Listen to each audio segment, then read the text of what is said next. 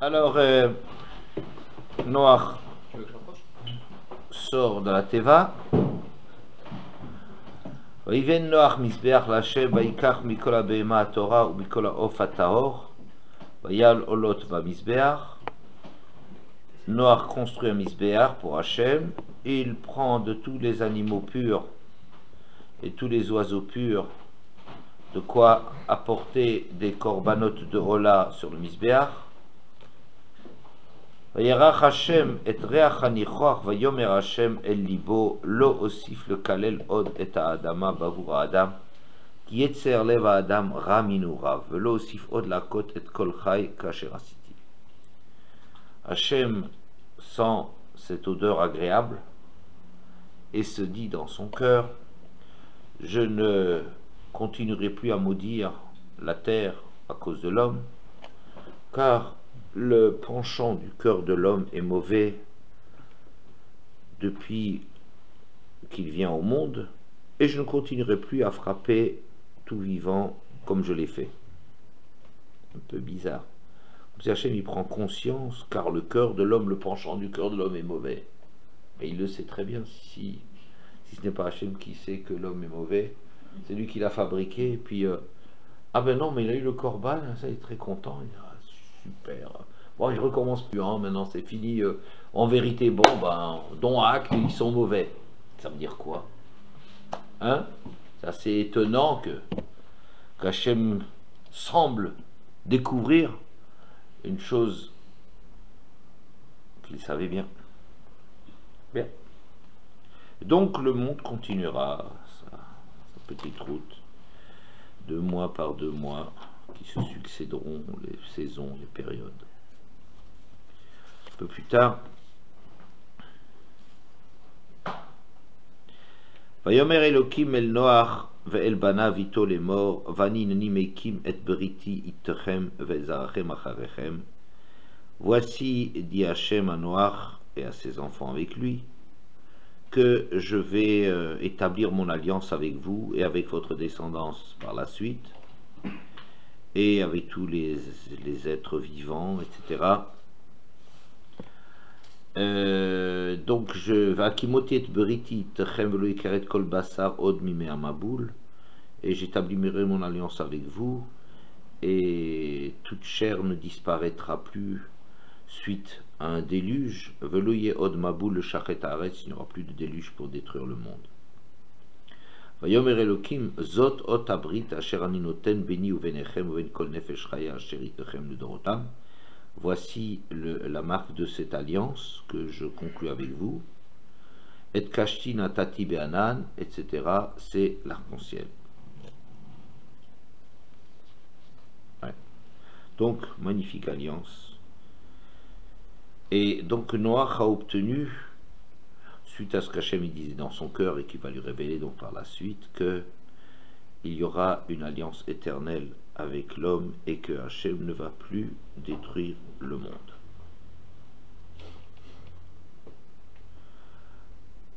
Tout de suite dans la foulée de cette alliance, Vayuvne Noach hayotzi min hateva Shem cham yafet v'cham uvavikenan shosha ile bnei Noach ume'el nafsa kol haaretz. Vayachel Noach ish ha'adama vayita karem. Noach entreprend, lui, l'homme de la terre, de planter une vigne. Vayesh min hayayin vayishkor vayitgal betoch haolah. Il s'enivre de ce vin, il en boit, il s'enivre, et se dénude dans la tente, ce que voyant son fils, etc., ou est-ce qu'il le castre, ou il fait un acte avant l'heure, que ce soit un acte hautement louable. Bon, voilà, de l'homosexualité avec lui.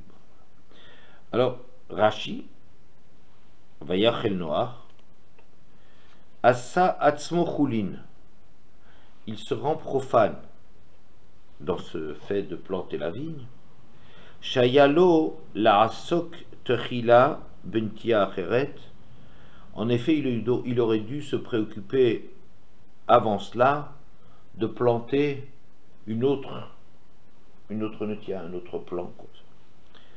fallait un plan de rechange, quoi. Ouais, le premier plan, il n'était pas bon, il fallait un autre plan. C'est pas qu'Hachem est contre les plans, mais planter la vigne, c'est un plan qui s'imposait pas aux sorties de l'arche. Voilà. Alors c'est un peu inquiétant ici. Regardez, Noach, on vient de dire qu'il a obtenu une alliance pour l'univers qui traduit la prise de conscience, si on ose dire une chose pareille, d'Hachem, que finalement, bon, bah, l'homme étant ce qu'il est, faut pas espérer plus que... Oui, ce qui est assez étonnant. Et Noach, il a obtenu ça, une alliance éternelle, il y aura l'arc-en-ciel, et puis le monde ne sera plus détruit. Et tout de suite après, il va commencer à se lancer dans la production du vin. Oui, il n'y a pas encore de clients, il n'y a pas d'excuse. Hayalos la sok be trila benti acheret, nasechulin. Alors, un bonhomme pareil, enfin, si on peut se permettre, on peut sûrement pas se le permettre, qui est tellement inconstant, il sort de la teva, il offre des corbanotes à Hachem. Ah, c'est magnifique. Et dans la foulée, il va planter une vigne, il se rend rôle, quoi, c'est un inconstant, ce noir, c'est pas du solide. Un homme qui dans la foulée, il a vécu ce qu'il a vécu, et il obtient une alliance extraordinaire avec Hachem. Hachem s'adresse à lui, prophète, magnifique. Et dans la foulée, il va planter la vigne, c'est la première préoccupation de boire. Quoi, pour oublier ce qui précède? Non, je ne vois pas pourquoi. T'as le temps. Ça pose quand même des problèmes. Comment cette alliance qui a été obtenue par Noach, c'est une alliance qui vaut quelque chose, puisque le personnage lui-même de Noach est un personnage qui est capable d'exploits extraordinaires, d'une Messirut Nefesh invraisemblable, mais qui le lendemain commence à planter sa vigne. D'accord? Voilà,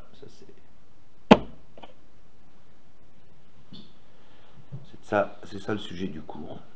Je ne sais pas si vous trouvez un titre pour un cours pareil, mais c'est de ça qu'il s'agit.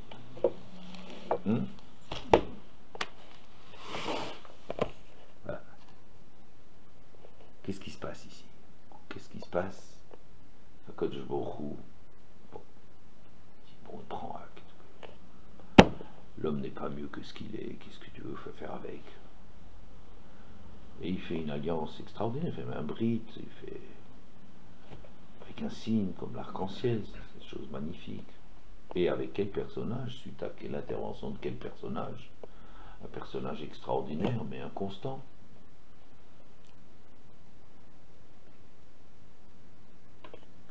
La Gemara dans Eruvin Samche Amud Aleph. Amar Rabbi Chanina. Kol hamitpate beyeno yeshbo midat kono. Tout celui qui se laisse séduire par le vin, il a quelque chose de son créateur. Chez Neymar, Hashem et Reachanichoach, etc. Notre verset, Hashem respire l'odeur agréable des corbanotes, et suite à cela, il fait cette alliance avec l'homme. Rashi, Hamitpate beyeno, Shemefaisin oto al davar, umitratse que shetov libo bayain. Qu'est-ce que ça veut dire quelqu'un qui se laisse séduire sur le vin? C'est lorsque on l'apaise à propos de quelque chose et qu'il accepte d'être apaisé, mitratsé, lorsque son cœur est agréable, quand il est réjoui par le vin. Reach nichoar, l'odeur agréable des korbanot,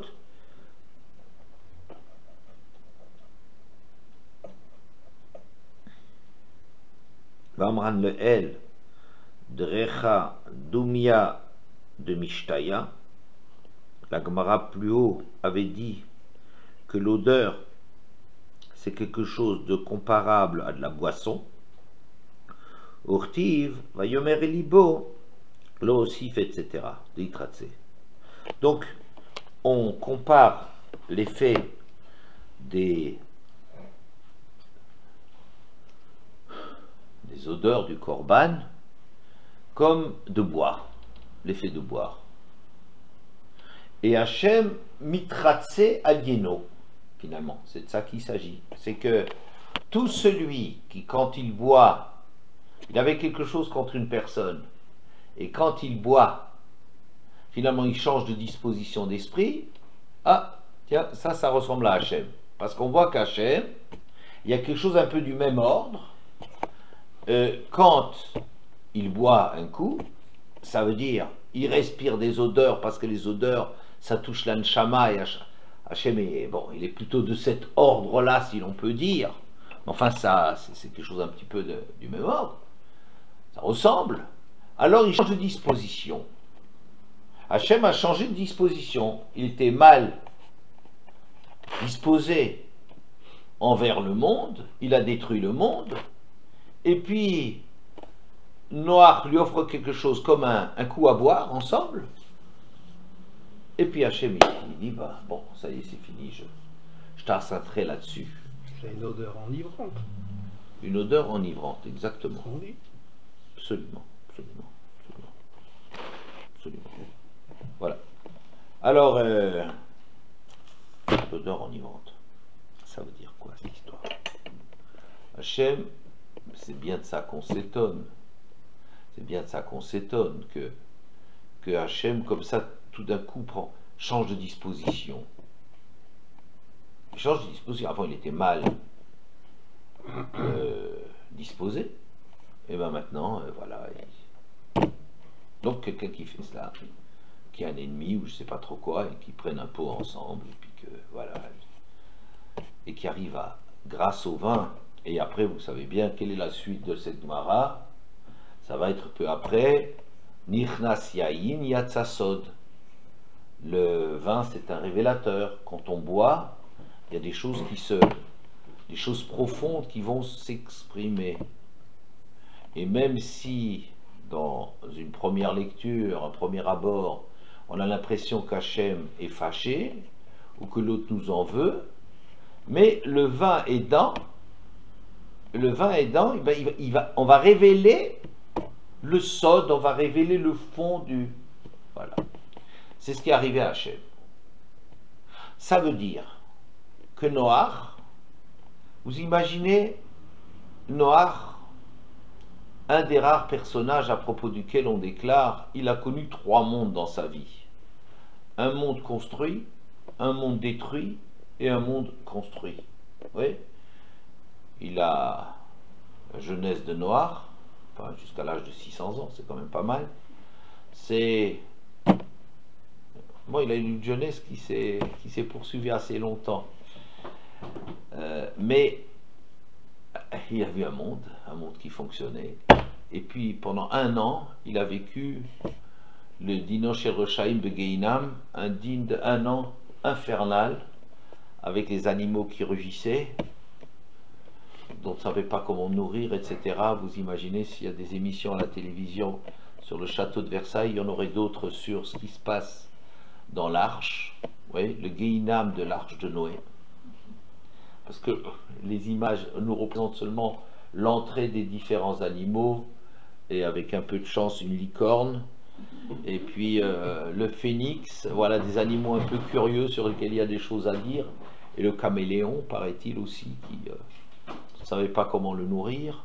Bon, quelques animaux un peu curieux, mais ça c'était la photo de famille avant. Mais vous imaginez après la vie de famille, après, pendant un an, c'est c'est pas possible. C'est une famille avec 25 gosses dans une pièce, quoi. Vous imaginez ça? Un éléphant, ça mange 200 kilos de nourriture par jour. Oh, voilà. Et le lion, je crois que ça doit être 70 kilos de viande. Ben voilà. Ça boit Alors, au 100 moins, ils et pourraient ça se boit manger, 100 mangez-vous les uns les autres, ça serait encore pas mal. Et ça boit 150 litres d'eau. C'est terrifiant. C'est terrifiant. C'est terrifiant. Il y Alors, avait l'éléphant d'Afrique et l'éléphant d'Asie, donc tu multiplies les quantités par Par deux. 4. Au bout d'un an, ça fait Par 100 quatre. tonnes. ah, voilà. On aura tous les chiffres, on aura tout vu. Donc, Marzik Un est à, animal. chez Un Hamouat, Marzik est à Meroubé, c'était l'arche de Noé qui est connue comme le petit arrive à contenir beaucoup. Ouais. Et elle semble énorme d'abord, c'est sûr que c'était une construction absolument invraisemblable. À l'époque, 150 ou à 180 mètres de long, c'était gigantesque, il y avait de quoi réveiller les consciences. Un homme, un grand sadique, il travaille toute la journée pour construire un bateau aussi gigantesque que cela. Bon, d'accord, mais c'était très très très loin du compte, parce qu'il aurait fallu 10 fois plus, et ça n'aurait pas suffi pour arriver à prendre la nourriture pendant toutes ces années-là. Vous voyez? Bon, voilà. Une vie infernale, d'infernal. Et ça, c'est le monde. Il ouvre l'arche, et devant lui, mais il faut avoir un peu d'imagination, beaucoup d'imagination, pour imaginer ce monde complètement désolé. Il y a quelqu'un! Mais l'angoisse qui vous saisit, qui est, non, à des milliers de kilomètres de là, il n'y a personne. Où sont passés le milliard de Chinois? Hein? Il n'y a plus. Al Jazeera, sous l'eau. L'Arabie Saoudite, sous pétrole. Vous imaginez un truc pareil? Les Américains, dans des sous-marins, nulle part, rien. C'est effrayant de solitude, dévastée jusqu'au bout, une terre qui est craquelée comme ça, et ils débarquent là-dedans. Voilà, c'est la plus grande claque que l'humanité a jamais eue de son histoire. Et Noir se dit, tiens, pourquoi on m'a demandé d'apporter de certaines espèces, 7 par espèce? C'est pour le corban, et il a ouvert des corbans. Et il voit, il constate quelque chose d'extraordinaire. Hachem lui répond favorablement. Un britolin, un arc-en-ciel. Vous voyez, dans ce... Il faut voir l'impression. Déjà, l'arc-en-ciel, c'est quelque chose d'assez... Si on arrive à avoir un vrai arc-en-ciel, comme ça, c'est quelque chose de... Dans un monde complètement ravagé, et vous voyez à l'horizon, comme ça, une espèce d'arc-en-ciel, c'est quelque chose de bouleversant. Ça y est, je tourne mon arc contre moi, je vous tirerai plus dessus, ça y est, c'est... Et Noir a ici une expérience bouleversante du sens de ce qui a précédé. Parce que, avant cela, qu'est-ce qu'on peut avoir comme impression? Ben, c'est un monde qui a été détruit. Hachem, c'est un juge impitoyable. Peut-être les hommes l'ont mérité. Sûrement les hommes l'ont mérité. Sûrement Hachem leur a donné 120 ans pour se repentir. Sûrement Noach a connu la méchanceté de ses congénères. Oui, d'accord, tout ça, oui. Sûrement Noach voyait devant lui la dépravation de tous les côtés, la débauche généralisée qui touchait même les animaux. Mais le monde a été rasé complètement. C'est le règlement de compte final. La solution finale, il y en a eu une dans l'histoire et tout a été effacé. Hachem a fait la justice. On a l'expérience de la justice divine qui était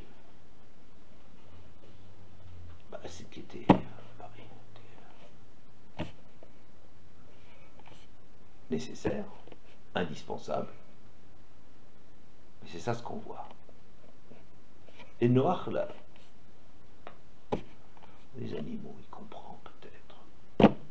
Et tout d'un coup, on voit quelque chose, cette révélation de l'arc-en-ciel, Hachem qui lui parle de révélation prophétique. Je ne toucherai plus l'homme. Je ne toucherai plus l'homme.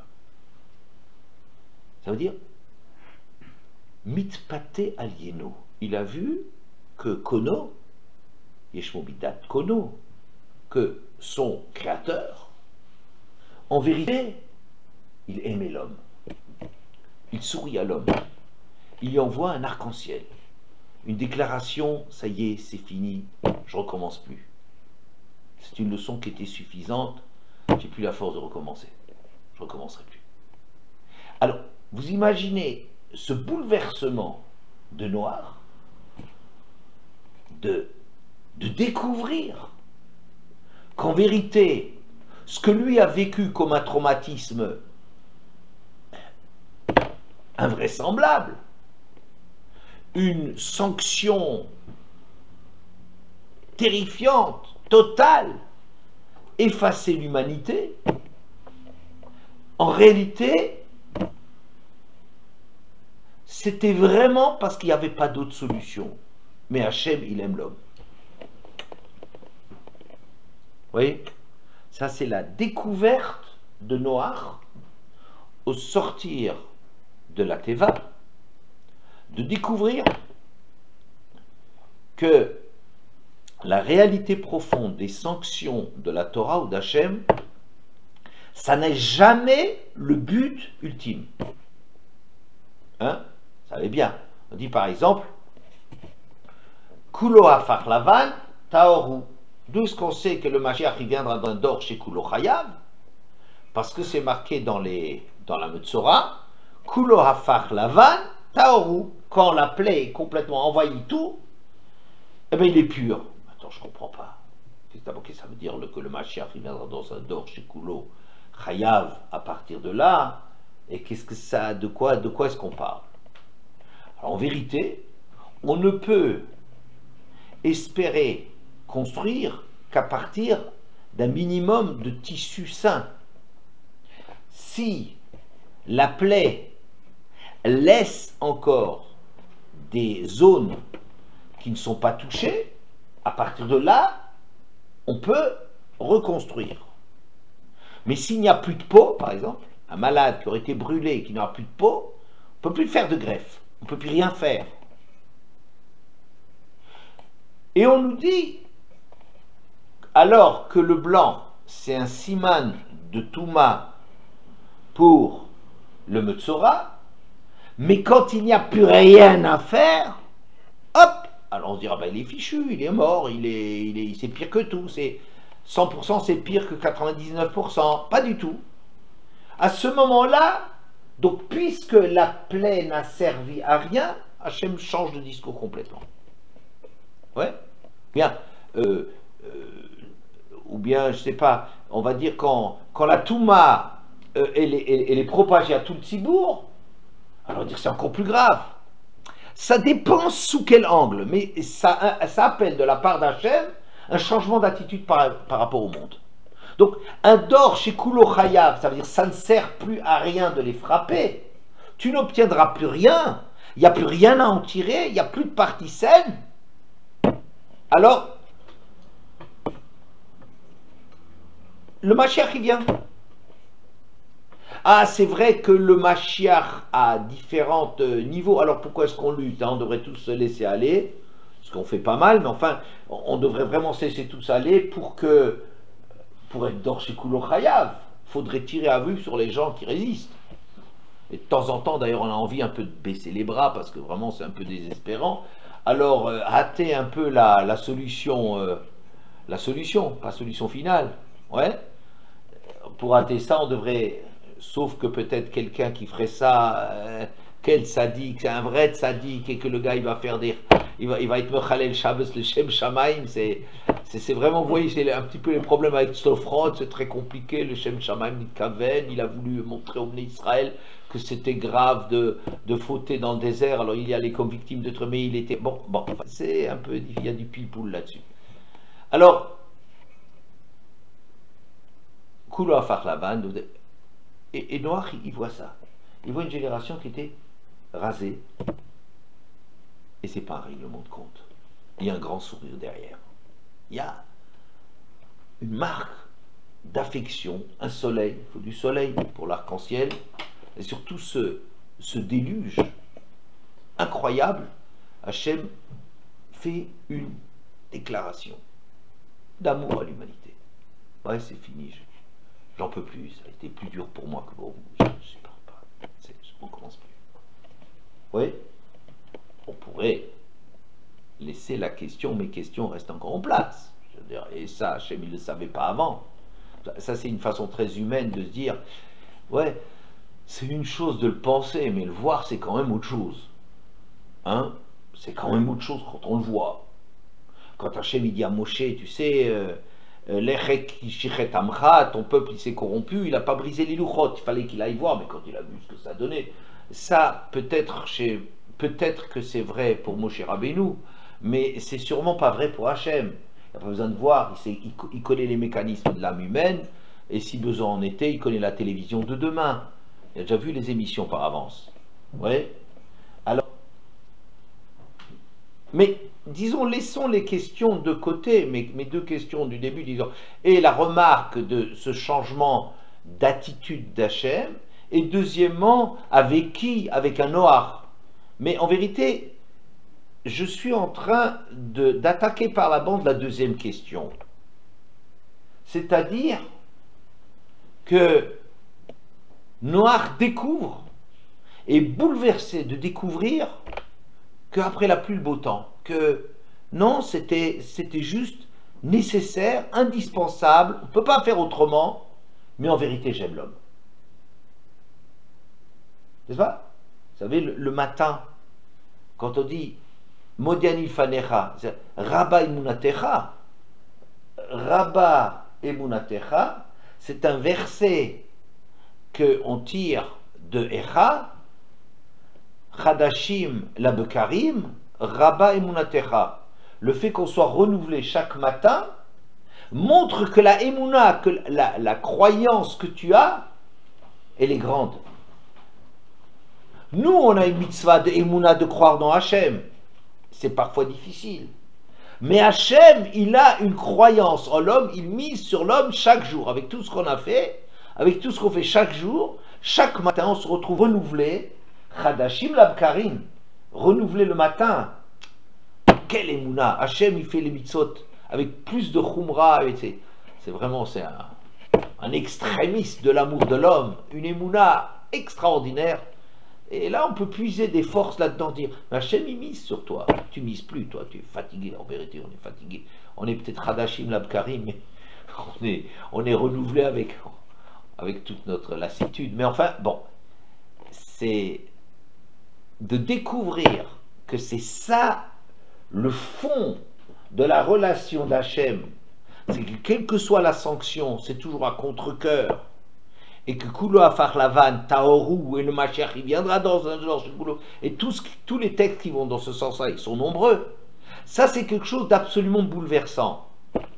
De découvrir la vraie nature de la punition, le vrai sens de la punition, ou le vrai dat kono. N'est-ce pas?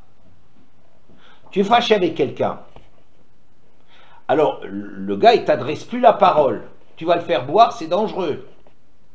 Parce que si tu le fais boire, de deux choses d'une. Ou bien il va encore s'exciter encore plus. Makirim est un Adam de Koso. C'est la même Gomara, je crois, juste là en haut, là. Amoudbet, Samré Amoudbet. On reconnaît l'homme à son verre. Parce que tout ce qu'il a comme ressentiment contre toi, il n'a encore pas assez exprimé comme ce qui va venir après. Ou bien non. Qu'en vérité, tu verras, c'est un écran. C'était une éducation, c'était etc., etc. Mais le fond, tu découvres le fond des choses et voilà. Dans ce sens-là, Noach c'est un tzaddik extraordinaire. Il continue à être un tzaddik. Et il a toujours été un tzaddik. Il va planter une vigne.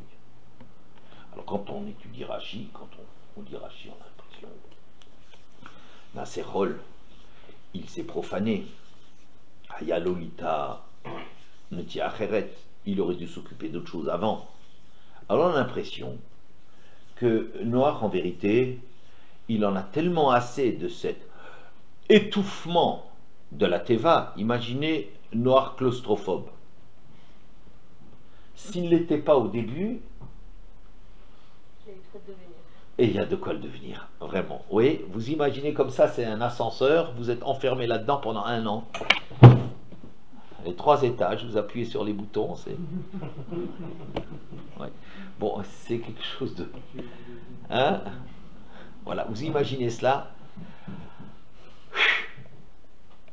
C'est extraordinaire. Et même quand ça se pose, encore le pire, c'est quand ça s'est posé et qu'on ne sait pas si on peut mettre un pied par terre. Donc on va s'enfoncer. Hein? Bon. Et l'odeur, et les cris, et les animaux, et la brutalité, et le travail, et le manque de sommeil. Oh là là, c'est... On n'a jamais demandé à quelqu'un une chose aussi difficile dans l'humanité que Noir. Claustrophobe. Voilà. Il sort. Alors on va dire, petit personnage de rien, de zut, tu sors d'une épreuve pareille et tu veux respirer un bon coup. Alors on va boire. Comme si il allait se précipiter vers les consolations du traumatisme, qui est certainement très faible comme expression, le traumatisme de Noach, pendant 1 an de la Teva. Alors il imagine, on va se consoler, on va se jeter sur du vin, et on imagine les choses comme ça. Donc petit personnage de zut, c'est ça tout le fameux Noach qui aborde la 3e phase de sa vie. Le monde en reconstruction, ben c'est mal barré, hein? Voilà. Bon, en vérité, c'est pas du tout de ça qu'il s'agit, du tout. Le Zohar dit que, en vérité,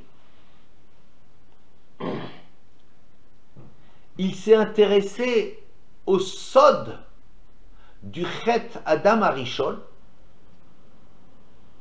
non pas pour y sombrer, mais pour l'arranger.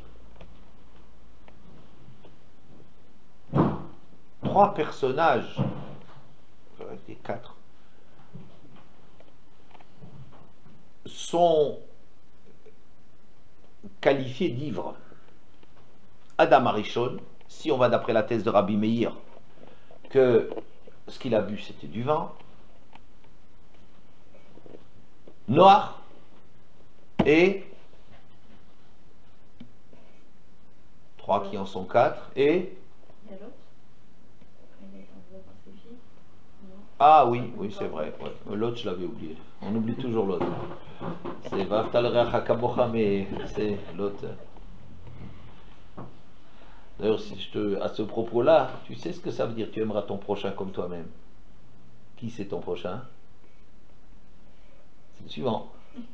Ouais, c'est pas l'autre. C'est le suivant. Bon, alors, voilà, suivant. Bon, alors, ça je le fais parce que s'il y a des gens qui écoutent et qui comprennent pas ou que ça barbe, qui reste quand même encore, il y aurait peut-être encore une blague derrière, alors il reste comme ça, on les accroche comme ça. Bon. Les fils d'Aaron. Hein? Les fils d'Aaron. Les fils d'Aaron, Nadav Avihu, très bien, l'ivresse des fils d'Aaron, très bien, très bien. Et bien le Zohar, il met ça dans la même famille. Adam Arishon, Noach et Nadav Avihu. Ils ont fauté sur le vin. Alors évidemment, il y a énormément de thèses d'explications. D'abord, il y a plusieurs façons de comprendre la faute d'Adam Arishon, quel fruit c'était. Hein? Maintenant, même si on dit que c'est le vin, il y a plusieurs façons de comprendre le vin. Mais si on lit le Zohar,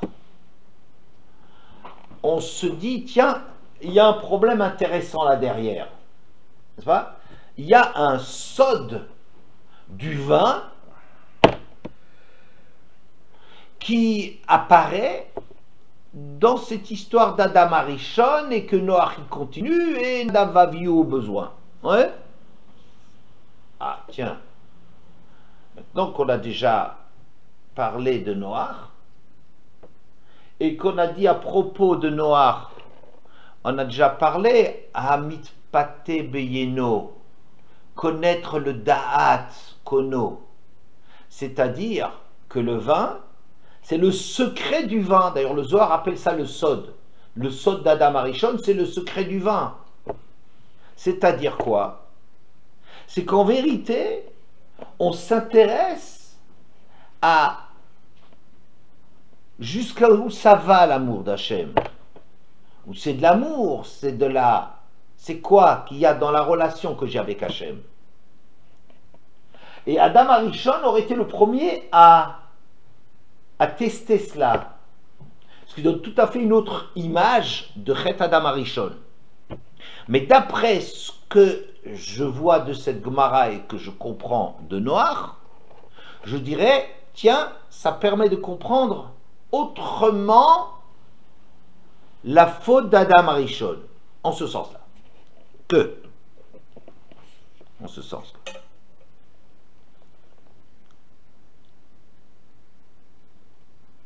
Adam, on lui donne à sa disposition le monde entier, puis on dit, mais pas ça. Oui. Pourquoi? Qu'est-ce qu'on a besoin de nous défendre un fruit? N'est-ce pas? La semaine dernière, on a parlé ça du côté féminin. Maintenant, on va parler de quelqu'un qui a toute sa tête. C'est pas la suite du cours précédent, mais j'ai assez fait de démagogie pendant 25 ans maintenant concernant la place des femmes pour avoir le droit de retrouver ma place. Oui, un monde construit, un monde détruit, et maintenant on reconstruit le monde. Donc voilà, on ne va pas parler de Chet Adam Arishon dans le sens de Chava, qu'est-ce que ça veut dire cette interdiction, mais qu'est-ce que ça veut dire cette interdiction? À quoi ça sert? Alors vous avez déjà remarqué qu'il y a un jeu que les enfants adorent, les tout petits.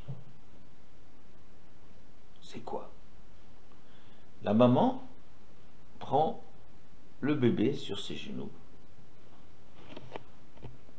et se cache de lui. Ah là là, et après, coucou! Ah, ça c'est extraordinaire. Il y a peu de jeux que les enfants, âge heureux, il leur faut pas beaucoup de jouer, hein, mais que les enfants apprécient autant que ce coucou. Tu vois? Coucou! Ah, c'est franchement, il est déjà plié de rire. Vous faites ça 3 fois, attention à l'appendicite. Oui, c'est quelle joie. Et puis l'enfant, il a envie que le jeu continue. Il se lasse pas de ça. Hein. Il s'en lasse certainement beaucoup moins que sa mère. Et alors la mère, elle veut plus jouer. Mais il veut jouer à coucou. Hein? Alors, il va... Non, c'est fini mon chéri, c'est fini. Maintenant on va faire autre chose. Maintenant il faut que je prépare le repas. Non, coucou! Et il continue à vouloir son coucou. Ouais. Et il va mettre les mains devant la mère. Bon, il fait lui bien comprendre que... Et la mère, elle. Et alors à ce moment-là, il met les mains devant les yeux, il lui enlève les mains. Il rit tellement... Et la mère qui commence à se fâcher.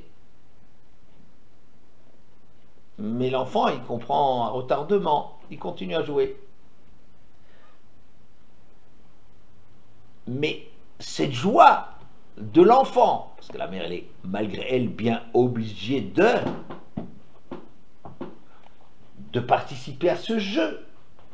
Et alors, la joie, elle est totale. Vous savez pourquoi la joie, elle est totale de cet enfant-là? Parce qu'en vérité, il y a quelque chose un peu, je dirais, iconoclaste dans l'attitude de l'enfant. L'enfant est en train de tester l'interdit de sa mère qui lui dit « Arrête, ça suffit. Ça suffit, il faut que... » Et il entend en même temps que, et il est mis en demeure de... Qu'est-ce qu'elle veut quand elle m'interdit, quand elle dit « ça suffit » ? Est-ce que ça veut dire que vraiment on s'arrête là? Ou bien au contraire, il faut que je continue encore plus? Parce que c'est le test de l'enfant qui va braver l'interdit tellement on découvre une dimension nouvelle du jeu qui est au-delà de l'interdit. Ouais. Bon, je me suis peut-être pas très bien exprimé là-dedans, ça fait longtemps que j'ai pas joué avec les enfants. Et les petits-enfants à cet âge-là, ils ne m'intéressent pas beaucoup. Alors, donc, mais vous imaginez pas. Adam Arishon, il est devant lui une interdiction. Qu'est-ce que ça veut dire l'interdiction? C'est ça le vin. Le vin d'Adam Arishon, je comprends ce que le Zohar est en train de dire. Il veut comprendre la nature de ce que ça veut dire l'interdiction. Est-ce que l'interdiction est là justement parce que Adam Arishon est tellement intelligent qu'il comprend qu'il faut faire une Avera Lishma, qu'il faut tellement vouloir servir Hachem qu'il faut désobéir. On joue à coucou. Vous voyez que à un certain moment, pour donner une dimension nouvelle, il faut savoir, on ne peut l'obtenir que par le fait que moi je montre mon amour pour Hachem qui est tellement grand que je vais fauter pour arriver à surmonter une interdiction pour que, vous voyez? Alors ça c'est le test, si vous voulez, de ce que j'appelle le coucou, d'Adam Arishon, de découvrir, de comprendre une chose qu'il ne comprend pas, c'est la nature d'une interdiction. Pourquoi une interdiction? Il n'y a pas d'interdiction, il n'y a pas de raison. On est tellement proches, j'apprécie tellement, j'aime tellement Hachem à la folie, je veux tellement servir Hachem, pourquoi il m'interdit ça? Je ne le vois pas. Et en vérité, l'erreur d'Adam Arishon, c'est que l'homme, c'est pas Dieu. Et que quand on veut éduquer quelqu'un, il est nécessaire de structurer, de le cadrer, de lui mettre des interdits, de lui mettre des barrières. L'homme a un corps, mais il ne se rend pas compte qu'il a un corps. Il vit tellement au niveau de son aspiration, il s'identifie tellement au niveau de son aspiration, de sa proximité d'Hachem, qu'il n'a pas conscience qu'il y a une distance. Et il y a une distance, donc il faut qu'il y ait un fossé. Les parents, il dit, je ne suis pas ton copain. Il y a quelque part dans l'éducation, je ne suis pas ton copain.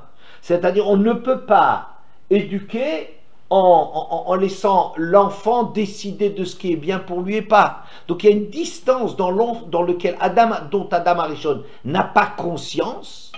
Il n'a pas conscience de cette distance tellement il s'identifie à son amour pour savoir sa proximité, ce qui se passe dans sa tête.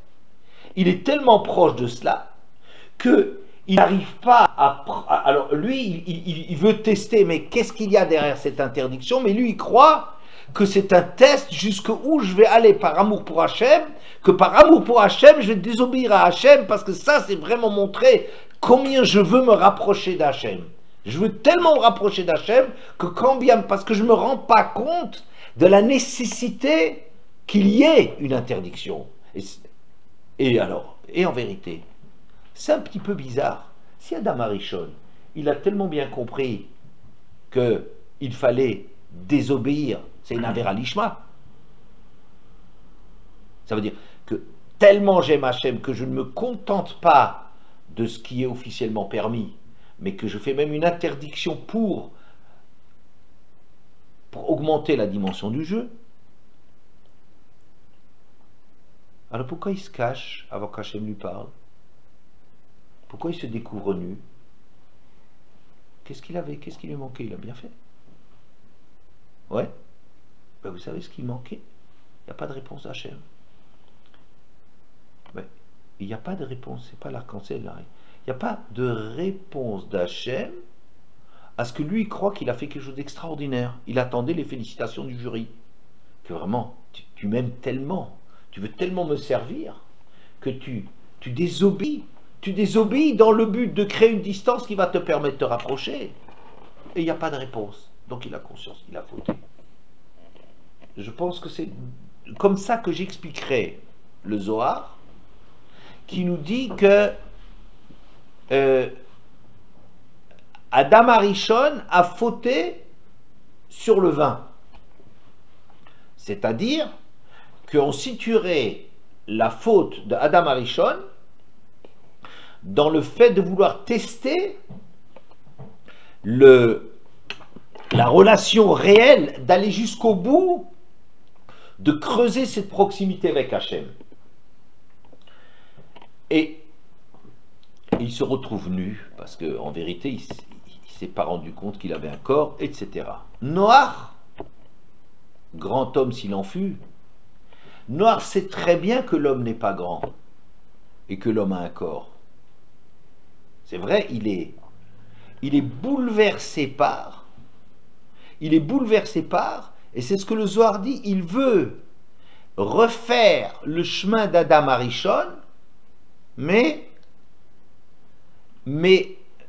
non pas pour faire la même faute, surtout pas, mais pour arranger cela. Ça veut dire, maintenant il est Béchat à Kosher, maintenant il a un moment extraordinaire, il a découvert la proximité d'Hachem, et bien qu'il sache qu'il a un corps, mais il veut, c'est ça ce qui continue, la suite, si vous voulez, de la révélation bouleversante pour lui, de ce que ça veut dire que Hachem, en vérité, a éliminé le monde, c'était pas une punition parce qu'il a éliminé, parce qu'il n'en a rien à faire, mais parce que, en vérité, il n'y avait pas d'autre moyen de faire.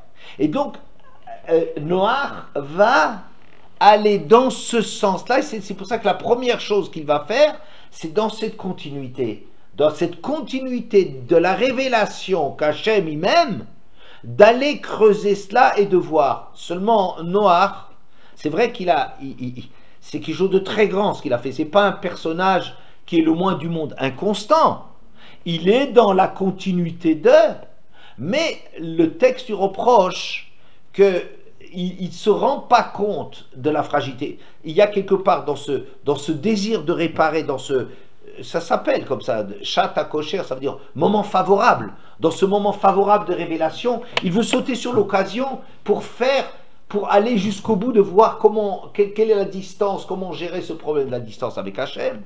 Et alors là, comme il n'a pas la formation de cela, c'est un peu confus là, à ce niveau, je le dis de façon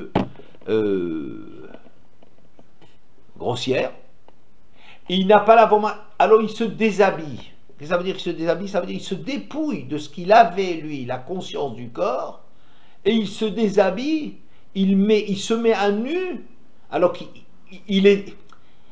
savait que c'est un danger, que c'est un terrain dangereux, puisqu'Adam Arishon a fauté, il sait bien que l'humanité a un corps, a des désirs, mais il voulait tellement réparer là-dedans qu'il aurait dû d'abord s'installer dans d'autres netiotes, c'est-à-dire se reconstruire, reprendre le temps, et alors faire ses tentatives. On ne lui reproche pas d'avoir planté la vigne, on lui reproche pas d'avoir bu, on lui reproche d'avoir fait ça tout de suite. Chez lui, il l'a fait tout de suite parce qu'il a cru sentir que c'était un moment qui était favorable pour un problème extrêmement important de l'homme. C'est là où se niche le problème d'Adam Arishon. Quelle est la relation véritable, jusqu'où va l'amour d'Hachem?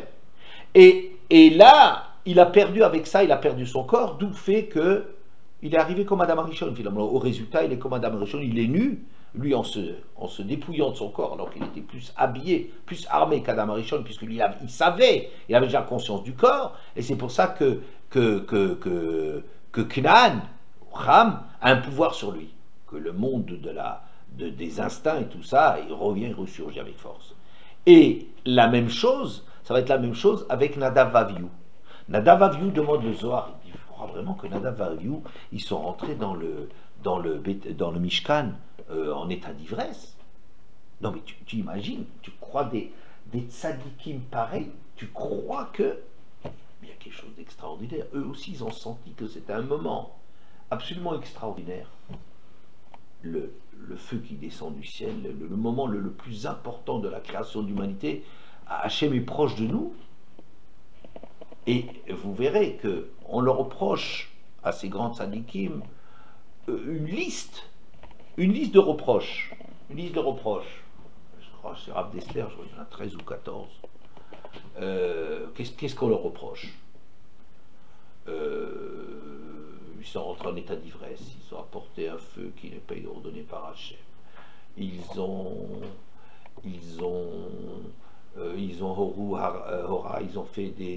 donné la halakha devant Moshe Rabbeinu. Ils ne se sont pas consultés l'un l'autre, ils n'étaient pas mariés, ils n'avaient pas d'enfants. Ça en fait que 6. Bon, ben, il y a une liste interminable bon, ils ne sont pas lavé les mains pour entrer dans le Mishkan, ils n'avaient pas de manteau. Ils n'avaient pas de manteau pour entrer dans le Mishkan. Bon, il leur monte un peu, bon, 108, c'est pas mal. Bon, alors, de quoi s'agit-il? Il y a ici un dénominateur commun, si vous réfléchissez à ce qu'il leur est reproché, que on n'a pas besoin de hachana, on n'a pas besoin de se préparer, on a un accès comme par exemple, on n'a pas besoin d'une avoda spéciale pour entrer dans le Beth Amikdash, du genre de se laver les mains et les... Ouais. Ou bien, on n'a pas besoin de le manteau. Le manteau, c'est, on s'annonce quand on rentre dans le Beth Amikdash. Il y avait des clochettes, de là on nous apprend que quand on rentre quelque part, même dans sa propre maison, il faut s'annoncer. Il ne faut pas rentrer brutalement en disant c'est chez moi. Bon, voilà. Ils sont pas mariés. Ça veut dire, comme s'ils ont l'impression que l'homme est... que l'amour est tellement grand d'Hachem, cette découverte de la présence d'Hachem parmi l'homme, de Mishkan, est tellement extraordinaire que la nature vraie de cette relation, c'est comme si vous découvrez, mais c'est les parents. Alors là où il faut de la préparation, c'est avec un roi, c'est avec un juge, c'est avec quelqu'un qui a une certaine distance, mais avec des parents, et finalement, c'est ça ce que ça veut dire l'amour vraiment des parents. C'est qu'on est toujours accueilli, on est toujours l'enfant, on est toujours accueilli les bras ouverts. Et là, l'erreur qu'ils ont faite, qu'est-ce qui leur est arrivé? Ben, ils ont perdu leur corps. Ils ne sont pas arrivés à... L'erreur qu'ils ont faite, c'est qu'ils n'ont pas... Leur pensée, elle était pure. Elle était extraordinaire. Et à Yom Kippour, c'est très intéressant, Nadav Avihu, à Yom Kippour, dit le Zohar, on lit toujours la paracha d'Acharemot pour réveiller le srout de Nadav Avihu. Nous, on croit que quand quelqu'un il a fauté, c'est un pauvre type, il n'était pas à la hauteur, etc. On dit, il n'y en avait personne qui était comme Nadav Avihu dans leur affection. D'ailleurs, je dis même dans les noms, c'est intéressant. Nadav Avihu. Comment ils s'appellent les deux autres? Et Lazare et Itamar, regardez, Nadav, cher Nedivlev, l'élan du cœur, Avihu, c'est mon père. Dans l'autre sens, Elazar, Dieu il doit aider, il aide. C'est-à-dire on a besoin de l'aide, on n'est pas assez fort. Itamar, c'est dit, c'est comme ça, il y a des décrets. Itmar, ouais. Alors, ça veut dire qu'il y avait une dimension comme ça d'affection, d'élan, c'est ce que Moshe dit à Aaron, ils sont plus grands que nous, et c'est vrai qu'ils étaient plus grands. Nous on croit que c'est une espèce de discours un peu démagogique de Moshe pour son frère qui a perdu ses enfants, en le disant, ben moi je pensais que le Beth Amikdash il serait sanctifié par notre mort, mais maintenant je me rends compte qu'ils sont plus grands que nous. C'est pas un discours comme ça, Moshe ne raconte pas de blagues. C'est vrai, ils ont une shama qui est plus élevée. Et c'est ça d'ailleurs avec ça qu'on peut comprendre que quelque chose qui semble assez scandaleux, c'est que quand ils sont allés au Sinaï, pour fin de Mishpatim, il y avait Moshe, Aaron était devant, et derrière il y avait Moshe, il y avait Aaron, Nadav Avihu. Et Nadav Avihu, rapporte Rav Dessler, il a dit, Befiv Amar, il l'a dit, quand est-ce qu'ils vont mourir ces deux vieux pour qu'on prenne tout ce kavod? Mon Dieu, comment il peut parler comme ça de son père et de son oncle et du roi et de Moshe Rabbeinu et d'Aaron? Il dit, quand est-ce qu'ils vont mourir et que nous on prenne la suite? Et il le dit. D'après, il y a une version dans laquelle il n'a pas seulement pensé, ce qui est déjà suffisamment horrible, mais il le dit. Donc s'il le dit, ça veut dire qu'il y a quelque chose de vrai dans ce qu'ils sont en train de... Qu'est-ce qu'ils sont en train de dire? Il dit, ben Moshe et Aaron sont encore des gens d'une époque dans lesquelles on servait Hachem selon un certain cérémonial avec tous les préparatifs et tout ça, alors qu'ils sentaient bien que chez eux cet élan, je dirais à la limite incontrôlable, cette ivresse, si vous voulez, qu'ils ont de l'affection d'Hachem, va révéler, va pousser les choses qui sont plus loin encore que ce que Moshe et Aaron. Moshe et Aaron, si vous voulez, ils ont trop conscience des limites de l'homme et de ce qu'il faut travailler du corps, oui. Mais nous, en vérité, avec l'amour, on arrive à rentrer beaucoup plus vite, plus directement au palais. C'est ça ce qui se passe chez Nadav Avihu. La faute, si vous voulez, grandeur, elle est extraordinaire, mais c'est qu'ils ne sont rien me taquer dans le monde. Ça veut dire leur corps, il est largué, leur corps, il brûle, ils n'ont rien fait. Donc, voilà, je voulais juste vous dire, voilà, qu'est-ce que signifie ce mitpate beyeno? Qu'est-ce que ça veut dire se laisser séduire sur son mode? De quoi s'agit-il? De ce dénominateur commun qu'on a eu à 3 reprises dans l'histoire, oui, et que maintenant, donc, Noach n'était absolument pas un personnage inconsistant, et il ne visait absolument pas à je ne sais pas, à boire pour oublier toutes les épreuves terribles dans lesquelles il avait passé. Ça aurait donné un personnage de peu de consistance, qui n'aurait pas du tout cadré avec l'image incroyable qu'il a. C'est pas ça. Oui. Maintenant sur Hachem. Qu'est-ce que ça veut dire la première question? Première question, elle est difficile. Qu'Hachem, tout d'un coup, il dit, non, je ne les tuerai plus, parce qu'en vérité, l'homme, il est... Et alors j'ai dit, mais attends, mais Hachem, il sait mieux que quiconque, dès le début, que c'est comme ça. Alors, en vérité, vous savez, j'aime bien rapporter ceci frais, que Ad Avram Avinu, Haya Akadosh Baruch Hu Kavyachol Mitnaheg Be'achzariut. Jusqu'à Avram Avinu, Hachem se comportait avec brutalité, avec cruauté, avec indifférence envers le monde. C'est-à-dire que Adam a fauté, hop, on le vire du Gan Eden. Caïn a tué, hop, il va être tué. Le Dor à Maboul, on les efface. Le Dor à Flaga, on les disperse aux 4 vents. Sdom, on élimine. Jusqu'à ce qu'Abraham Avinu y vienne, c'est-à-dire quoi? Hachem, il intervenait avec Achzariut, c'est-à-dire qu'Hachem, il ne montrait pas certaines facettes de lui. Il dit, on gère les choses globalement, comme on dit par exemple quand il y a une inondation, Inu Mafrin ben Tzadik le Racha, c'est quelque chose de... les réactions d'Hachem sont des réactions de din.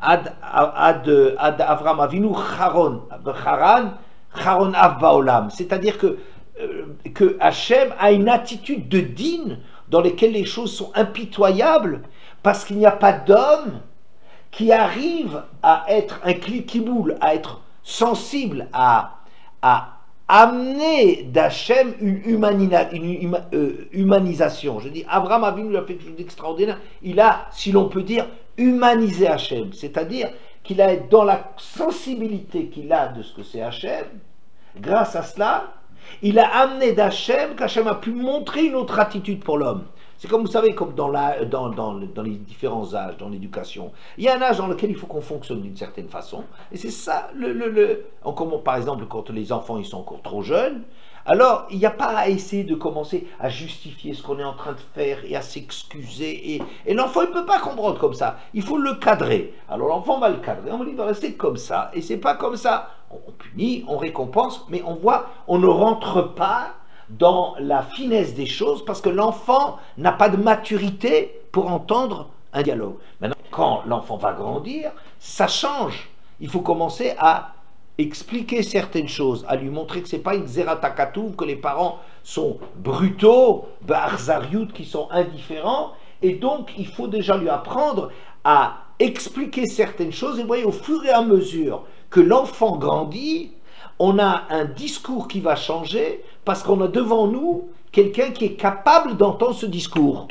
Jusqu'à Avraham Avinu, on n'était pas capable d'entendre un discours autre que celui-là, c'est comme ça, il faut respecter, il faut obéir, etc., etc. L'humanité n'entendait pas autre chose, n'attendait pas autre chose d'Hachem. Donc Hachem, si on veut, est impuissant. Kaviachol, l'homme était impuissant de faire d'Hachem quelqu'un qui s'explique, qui agit avec discernement, si l'on ose dire quelque chose comme ça.